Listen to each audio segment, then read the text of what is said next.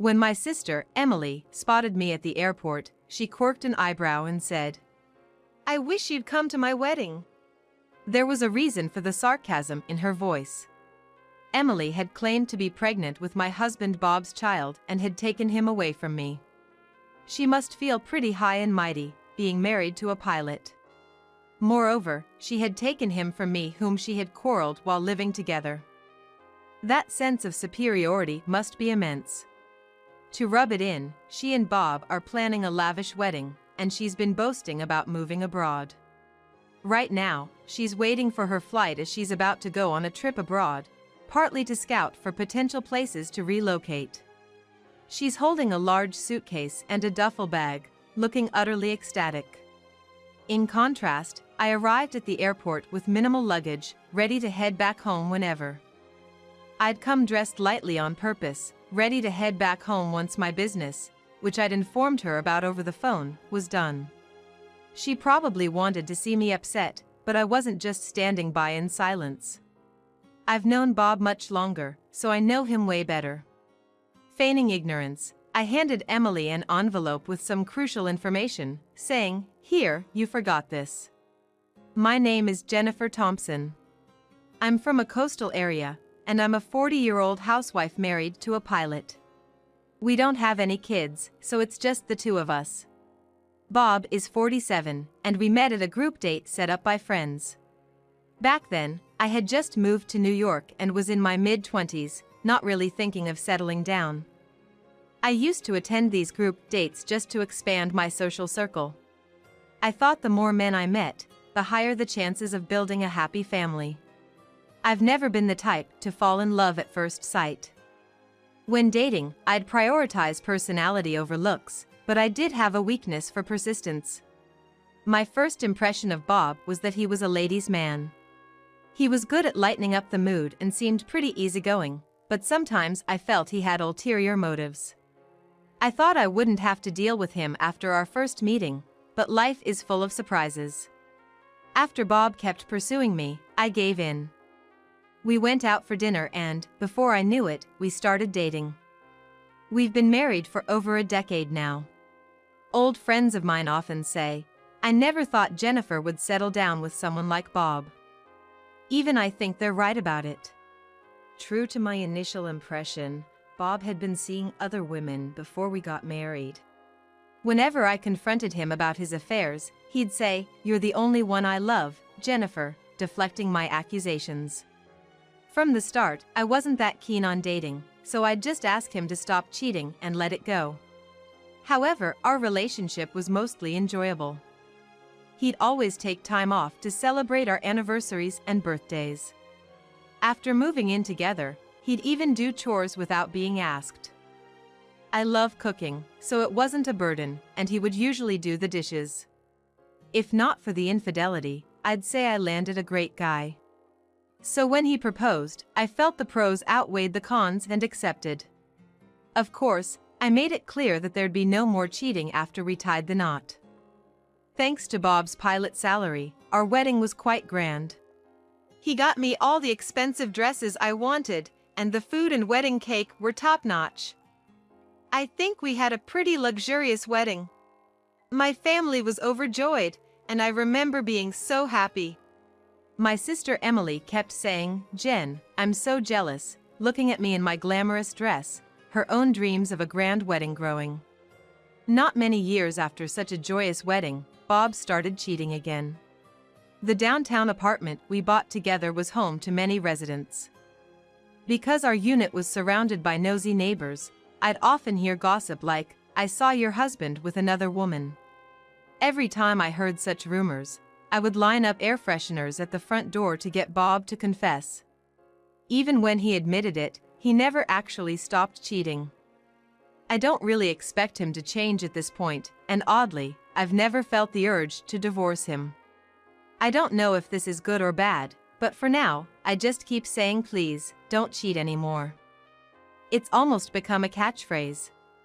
At the end of one summer, as I waved goodbye to Bob and was doing the laundry, the doorbell rang. It was too early for a delivery, so I was curious. When I checked the intercom, there stood a large suitcase, and my younger sister, Emily, was on the screen. "I'll be right there," I quickly said, and hurried to finish up the laundry. Even though Emily's my sister, I didn't want her to see the mess of my daily life. Emily and I have a significant age gap. I'm 40 and she's 27, a difference of 13 years. Our relationship feels more like an aunt and niece than actual siblings. After a short while, I finished laundry and opened the door to welcome Emily inside. "What brings you here, especially with such a large suitcase?" "I had to leave my place after quitting my job." She continued that she had to leave the house since she couldn't pay rent after quitting her job. According to Emily, last October, she was transferred to a different department at work, and the female supervisor there treated her terribly. The supervisor was always cold only towards Emily, frequently scolding her for being slow even though she worked hard. Recently, they had stopped giving her tasks altogether. Emily tried to request a transfer, but the HR department wouldn't allow it, so she ended up resigning, she explained, slightly out of breath. I remembered how thrilled she was when she first got the job offer in New York. Now, after more than 4 years, she left due to office politics. Although I felt a bit of sympathy, I thought it was unusual for someone like Emily, who's usually favored by older colleagues, to experience this. Well, there are all kinds of people out there, I reasoned. I was so done with that company. I quit on my own terms. She left her job at the end of May, and since she had no savings, she couldn't afford her rent and was evicted. I'm pretty sure she earned slightly more than the average wage for someone in her 20s. I can't help but wonder how she managed to have no savings at all. Maybe she splurged on high-end cosmetics or designer brands. Ever since we were kids, she's had this impulsive streak, always acting without thinking things through. I'm honestly dumbfounded that she hasn't grown out of it. You really should start taking responsibility for your actions, I thought to myself. So, what are you gonna do now? If she has nowhere to live, she might need to return to our family home or look for a job that offers dormitory accommodation. There must be many things that needs to be done. She seemed unprepared and hadn't even started looking for a new job. As her older sister, I felt responsible for giving her advice. As I pondered the situation, Emily asked, "Can I stay here for a while?" Huh? The thought of living with my younger sister at this age never crossed my mind, and I was quite taken aback. Certainly, staying in this house would allow one to remain in the city without having to return to our family home. If she went back home, she'd face our parents' questions, and more than anything, she'd have to return to our hometown. If she wanted to continue her life in New York, staying away from where we grew up would be the most logical choice. However, it wasn't solely my decision to make. I had to wait for Bob to return. Well, let's discuss it with Bob first. Thanks. Honestly, I wished she would try to sort things out on her own for once. Despite my feelings, when Bob returned and heard Emily's story, he agreed without hesitation. Although I wasn't keen on the idea, I swallowed my words, feeling I had to accept it since Bob agreed. I decided to let Emily use the guest room meant for unexpected visitors and let her there. And thus, life for the three of us, myself, Bob, and Emily, began. Even though Emily was staying with us, she willingly helped with meals and house chores. However, oddly enough, she made no apparent efforts to find a new job. It's problematic if she thinks she can live with us indefinitely. With no savings of her own, it would mean that Bob and I would have to support her financially. I wonder if I'm being too harsh for wanting her to get on her feet sooner. Part of me wishes to go back to living with just Bob. Whenever I ask Emily, "Have you found a job yet?" she gives vague answers. Whenever Bob is away for work, my once free time starts feeling increasingly intruded by Emily's presence. Having someone else around during my me time feels more invasive than I'd imagined. There's always the sense of another person, the need for small talk, it's just not relaxing. In terms of chores, I can tolerate making more food since I love cooking. but for everything else, the added work for an extra person feels burdensome. Sometimes, when checking the guest room, I find her lazily watching videos online or munching on snacks. Her lazy attitude becomes more evident. She stopped helping around the house recently, and my patience is wearing thin. It will be a month since Emily started living with us, and her lack of effort in job hunting pushed me to the edge. I knocked on her door and confronted her with a stern tone. "When are you gonna start working?"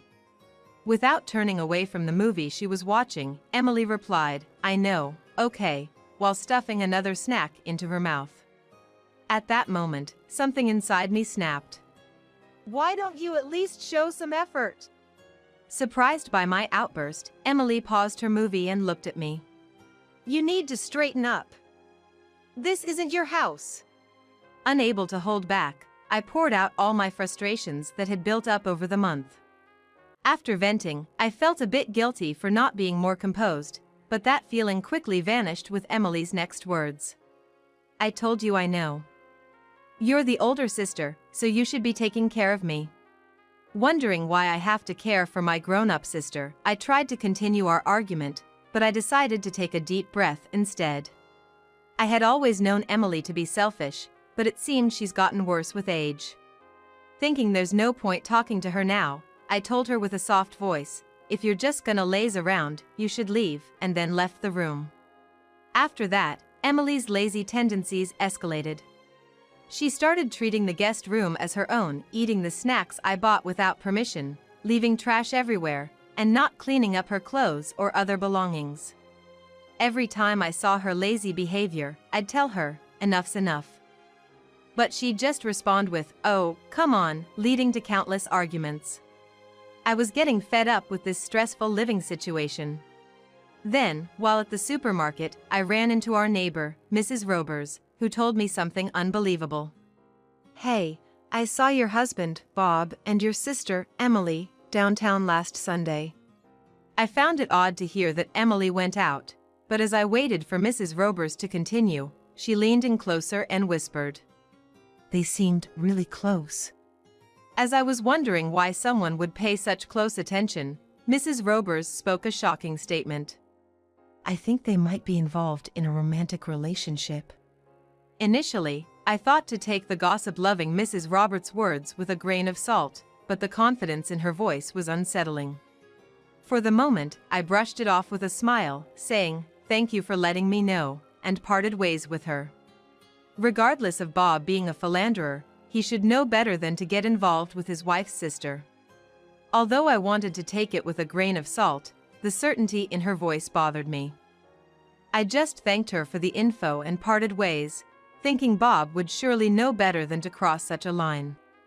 Some days later, while getting the mail, another neighbor, Mrs. Smith, mentioned Bob and Emily. "Yesterday, it seems that your husband and your sister went for a drive. They seem to get along really well." Mrs. Smith, unlike Mrs. Robers, didn't seem interested in probing into a romantic relationship between them, but rather wanted to discuss the warmth of family ties. She wore a gentle smile on her face. However, yesterday, I was out meeting a friend and Bob was typically at work, so Emily should have been home alone. But Mrs. Smith must have recognized Bob's car and probably did witness them together. I thanked Mrs. Smith briefly and quickly returned to my room. I called the two of them to the living room, took a deep breath, and calmly asked, "Did you two go out together yesterday?" Bob, without showing any sign of embarrassment, simply responded, "Yeah, we did." I took Emily to the job center. "You wanted Jennifer to start working soon, didn't you?" Following Bob's comment, Emily added in a matching tone, "Yeah, he just gave me a ride." I decided not to press the issue further and brought up what Mrs. Roberts had mentioned. "By the way, a neighbor mentioned you two seem quite close, is that so?"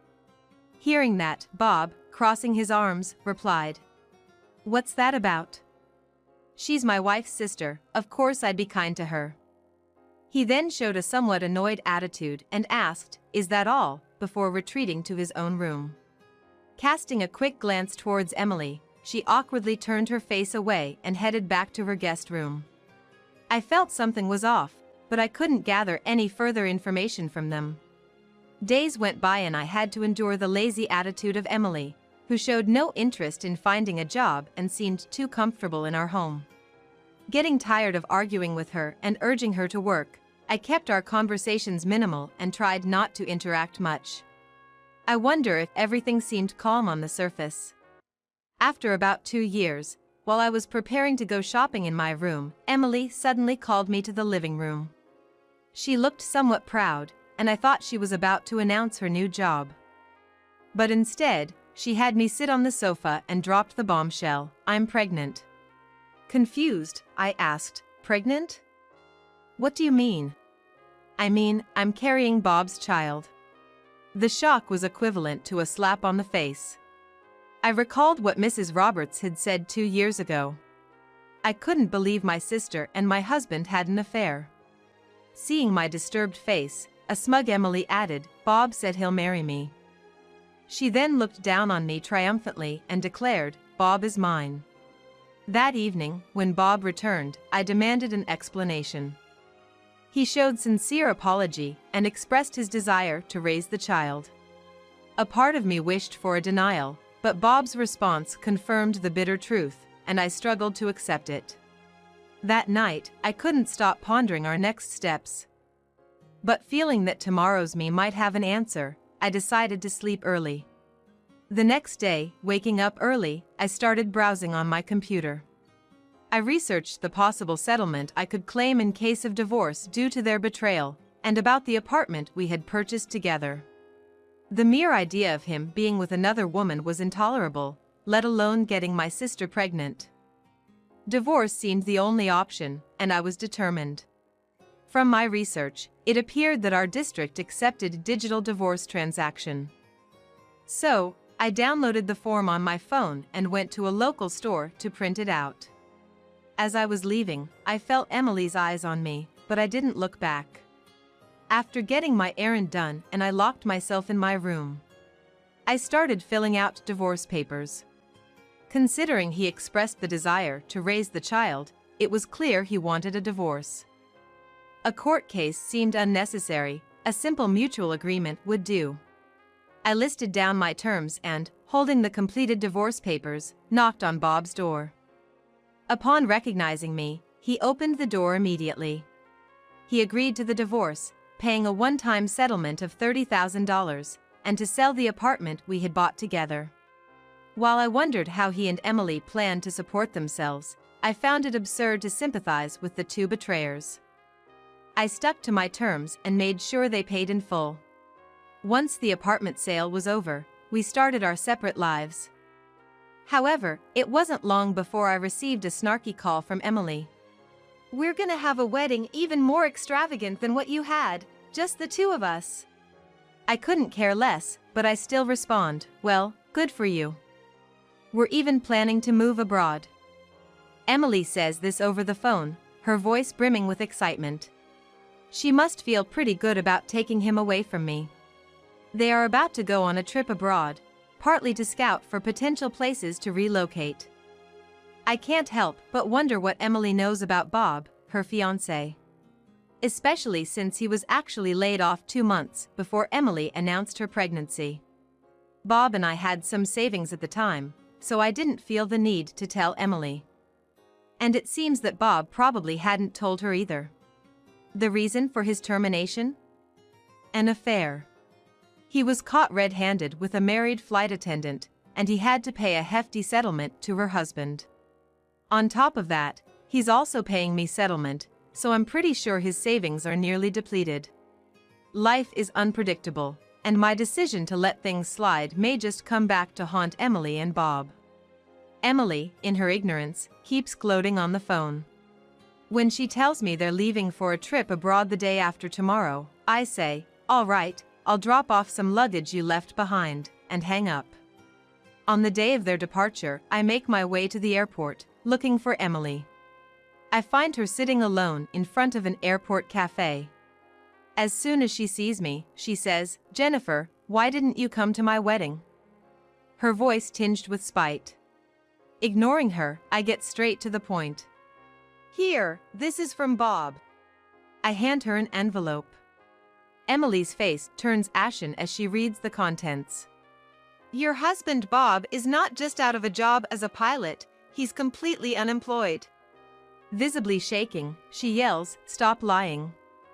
But I calmly reply, he's probably nearly broke by now.